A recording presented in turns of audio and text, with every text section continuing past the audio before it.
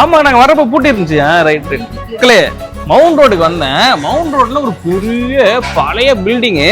அங்க பாருங்க, பில்டிங்க்கு மேல எல்லாம் வந்து மரம் முளைச்சிருக்கு. ஆனா இங்க பாத்தீங்களா பெரிய இடத்துல ஒரு பைப் லைன் போயிருக்கு. அந்த பைப்புக்குள்ள மரம் வளர்ந்து மேல வரைக்கும் போயிருக்கு. இந்த மாதிரி நீங்க பாத்துறீங்களா? நான் இதான் ஃபர்ஸ்ட் டைம் பாக்குறேன். ஃபர்ஸ்ட் டைம் பாக்குறீங்க. நான் இந்த பைப்புக்குள்ள பாருங்க என்னமோ வளர்ந்துருக்கு. அது வந்து ட்ரைனேஜ் பைப் போல இது பாருங்க. நல்ல வேளை கை வச்சு நோண்டி பார்த்திருப்பேன். அப்ப இது எவ்வளவு பழைய பில்டிங்கா இருக்கும்ல? எத்தனை வருஷம் இருக்கும்? ஒரு 200 வருஷம் இருக்குமா? சொத்து பிரச்சனை லாக் பண்ணி வச்சிருப்பாங்க போல இருக்கும்ல. இல்ல க்ளோஸ் பண்ணி 40 வருஷம்.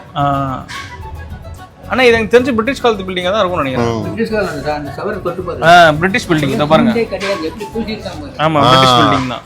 இந்த மரத்தை பாருங்க. இந்த மரமும் வந்து அப்படியே அது கூட தான் வளர்ந்துருக்கு. இது இந்த பில்டிங்க தான் வந்து சாப்பாடா வச்சு வளர்ந்துருக்குன்னு நினைக்கிறேன். அந்த அரண்மனை படத்தெல்லாம் வரும்ல பேய் பில்டிங், அந்த மாதிரி இருக்கு பாருங்க. இங்க பாருங்க, இதை பார்த்தா மவுண்ட் ரோடுன்னு உங்களால நம்ப முடியுது. அதை பாருங்க, மெயின் மவுண்ட் ரோடு.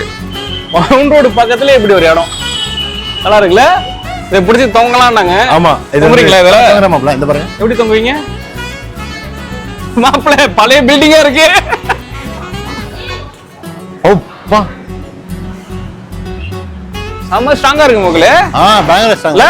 எந்த மரத்தோட வேறுன்னு தெரியல இது.